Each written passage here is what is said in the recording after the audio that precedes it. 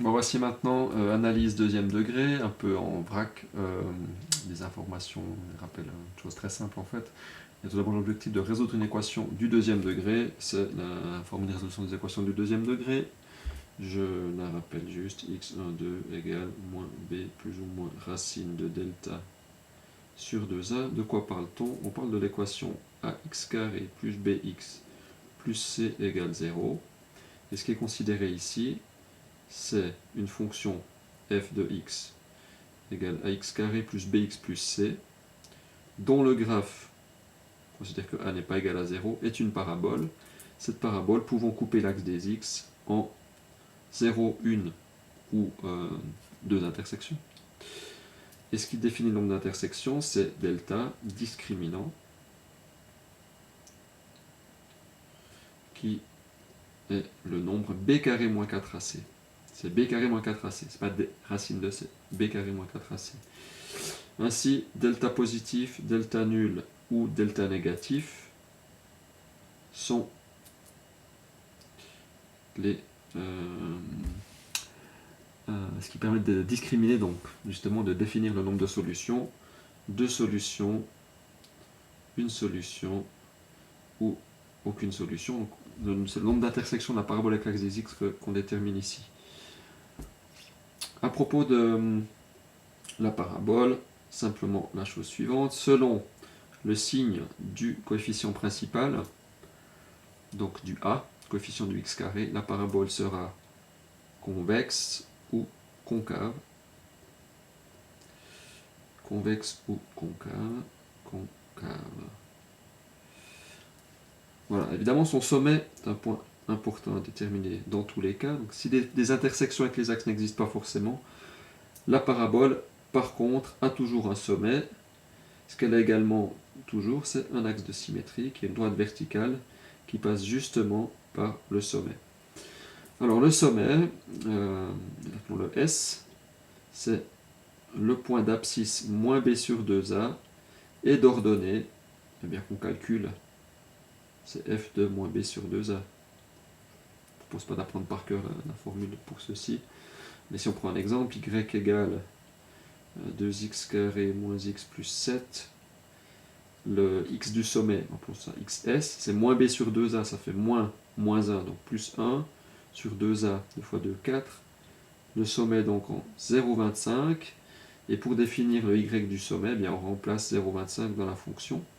C'est-à-dire on calcule 2 fois 0,25 au carré. Qu'est-ce que je fais là comme calcul? 1 quart au carré, 1 16e, fois 2, 1 huitième. 1 huitième moins x moins 1 quart, plus 7. Combien tout ça? Ça fait moins 1 huitième. Donc ça fait 6,875. Bon.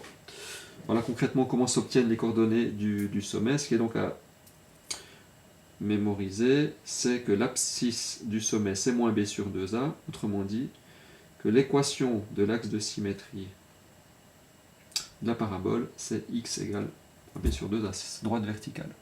Évidemment, prouver ce résultat n'est pas compliqué lorsqu'on connaît la dérivée. Donc la fonction f' de x, la dérivée de x carré plus bx plus c, c'est 2ax plus b.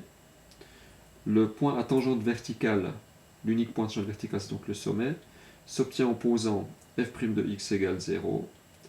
Et si on isole dans cette expression x, eh bien, ça nous donne moins b sur 2a. Donc la preuve que le sommet est en moins b sur 2a se fait grâce à la dérivée, une des versions possibles, disons.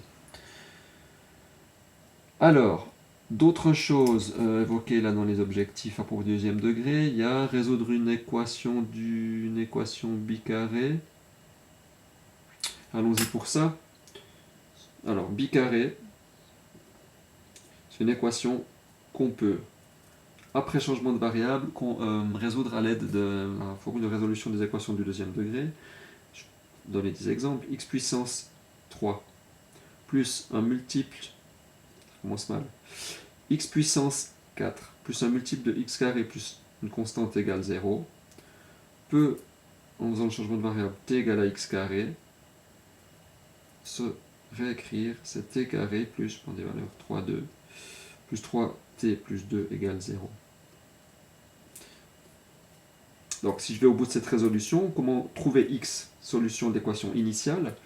Eh bien, il faut trouver les solutions de cette équation-là. Donc soit on l'obtient en prenant la formule, ou alors, si en quelques secondes on arrive à deviner la factorisation, pour peu que le discriminant soit positif, donc il faut peut-être s'en assurer avant, mais si c'est le cas, je crois que simplement t plus 1 fois t plus 2, on vérifie, donne t carré plus 1 et 2, donc plus 3t plus 2, c'est bon. Que sont les valeurs de t1 et t2? Réponse, moins 1 et moins 2. C'est la forme factorisée ici. Elle s'annule lorsque l'une ou l'autre des parenthèses est nulle, donc on a t1 égale moins 1 ou moins 2. Problème, x carré égale à t veut dire que les solutions de l'équation initiale sont les x telles que x carré vaut soit moins 1 soit moins 2. Donc ni pour la première ni pour la solution t1, t2, on obtient des solutions pour x. La conclusion est que cette équation n'a pas de solution. Dans les équations bicarrées, on n'a pas seulement des polynômes de ce type-là, on peut aussi avoir des fonctions trigonométriques, des équations trigonométriques. Cos carré plus 2 sin, justement pas sin carré, cos carré x plus 2 cos x moins 8 égale 0. J'ai cos x que je peux appeler t, ainsi cos carré c'est t carré. Et je trouve t1 et t2 pour peu que ces valeurs existent, avec la formule de résolution des équations du deuxième degré. Et ceci étant égal à cos de x, je trouve x en prenant cos moins 1 de la valeur numérique trouvée là, et j'obtiens alors une infinité de solutions, puisque dans ce cas, j'ai considéré une équation trigonométrique. Donc les solutions sont périodiques pour peu qu'elles existent. Évidemment, si on tombait sur quelque chose du genre cos de x égale 2, 3, 4, qu'importe, un nombre supérieur à 1 ou inférieur à moins 1, ben le cos n'étant jamais inférieur, hors l'intervalle moins 1, 1, bon, on n'aurait pas de solution, donc ça arrive aussi qu'on n'ait pas de solution. Autre exemple encore, si je prends e puissance 2x, plus un multiple de e puissance x, bien, se souvenant que e puissance 2x, e puissance x carré, on a là aussi une expression, une équation plutôt, qui pourra se résoudre via la bicarrée, donc c'est une bicarrée, en prenant t égale e puissance x. On trouve t1, t2, c'est t1, t2, donc valeur numérique pour peu qu'elles existent, étant e puissance x, on prend alors le log naturel des nombres pour obtenir des éventuels x. Voilà pour les bicarrés. Bon, vidéo un peu longue, mais je continue pour faire tout le bloc. À propos de l'équation de la parabole, équation du deuxième degré, ax carré plus bx plus c, disons y égale x carré plus bx plus c, c'est la fonction, bien, il faut savoir qu'elle a deux autres formes, c'est la forme a fois x moins le x du sommet au carré plus le y du sommet, ou, éventuellement, c'est-à-dire si delta est plus grand ou égal à 0, la forme factorisée a fois x moins x1 fois x moins x2. C'est important de savoir que les trois formes existent, parce que vous pouvez être amené à devoir déterminer l'équation d'une parabole étant donné son graphe. Donc si, ça c'est vraiment un exemple simple, mais commençons par ça. Si la parabole est donnée par ce graphe-là, mais qu'est-ce qu'on connaît? On connaît deux points seulement. Bon, par symétrie, on pourrait trouver un troisième point ici, donc on a bien 3 points, ce qui est nécessaire pour trouver les 3 paramètres. On a 3 inconnus ABC, il faut 3 informations. Mais le fait que le point 2, 0 est donné, qu'on voit donc c'est le sommet, nous permet d'utiliser la forme du sommet. Ainsi, y égale a fois x moins l'abscisse du sommet au carré plus le y du sommet, c'est 0. Voilà, on sait qu'on a affaire à une parabole de ce type-là. C'est une translation horizontale de la parabole de base y égale à x carré. Y égale a fois x moins 2 au carré doit aussi satisfaire que si je remplace x par 0, ça doit me donner 3. Donc 3 égale a fois 0 moins 2 au carré, c'est-à-dire 4a. La valeur de a est donc 3 quarts.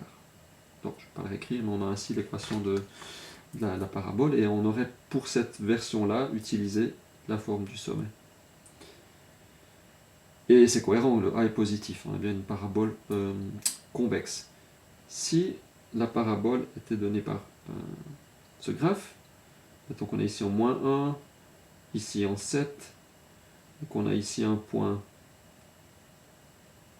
8, moins 1, donc on a 3 points, on pourrait poser un système de 3 équations à 3 inconnus, mais c'est plus simple d'utiliser le fait qu'on a 2 zéros qui sont donnés, donc les zéros sont quoi? X1 égale moins 1, X2 égale 7. Ainsi, la forme factorisée de cette parabole, c'est A fois, A c'est ce qui va donner la courbure, on sait que A est négatif ici en particulier, X moins X1, donc ça fait X plus 1, fois X moins X2, ça fait X moins 7.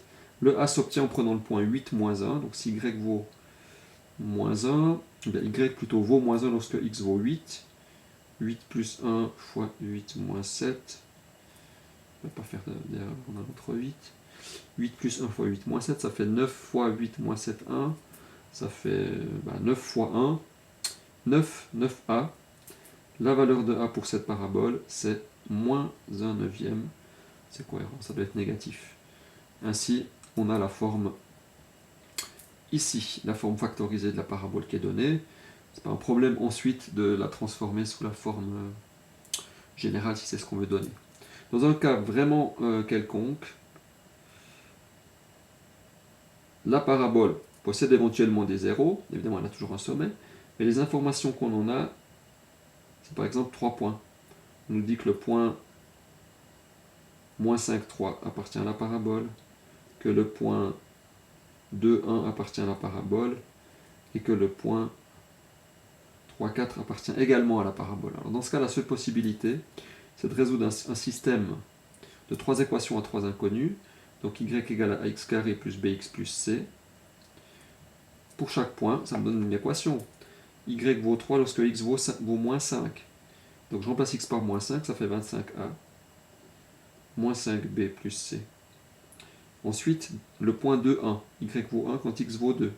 4a plus 2b plus c. 3, 4. Y vaut 4 quand x vaut 3. 3 au carré, 9, 9a plus x fois b. 3b plus c. Alors on a ici un système de 3 équations à 3 inconnues. On peut les nommer 1, 2, 3. Qu'il s'agit de résoudre. Une vidéo plus loin sans doute présentera ça, mais dans ce cas très particulier, vous voyez que si on prend la 1 et la 2 et qu'on les soustrait, C disparaît. Si on prend la 2 et la 3 par exemple et qu'on les soustrait, les C disparaissent également. Ainsi, en deux simples soustractions, on va obtenir, c'est pas XY, on va obtenir deux équations en A et B, pas forcément égales à 0, c'est pas important, mais donc on se retrouve face à un système de deux équations à deux inconnues qu'on sait résoudre. Donc on trouvera, on trouve B, puis finalement on trouve C, on a terminé. Je ne dis pas que c'est rapide à faire, mais en tout cas, on a dans tous les cas une possibilité de trouver l'équation de la parabole. Ce qu'il faut vraiment mémoriser ici, c'est que si on a une parabole qui est donnée par son sommet à un autre point, on utilise la forme du sommet parce que c'est beaucoup plus rapide que la version du système de 3 équations à 3 inconnus.